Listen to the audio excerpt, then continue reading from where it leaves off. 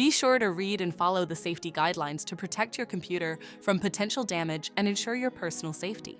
For more information about safety guidelines, see the owner's manual at dell.com/support.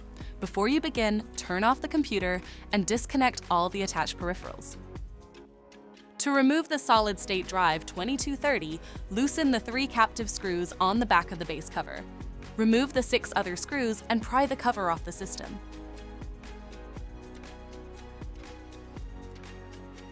Find and unplug the battery cable.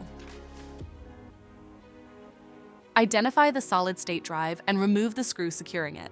Remove the piece of tape and lift the drive out of the system. Flip the drive over.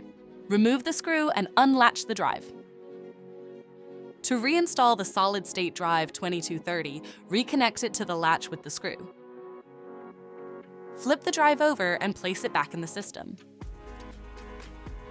Reattach the tape and secure the drive with the screw. Plug in the battery cable. Place the base cover back on the system and secure it with the 7 total screws. For more information about your Dell system, visit dell.com/support.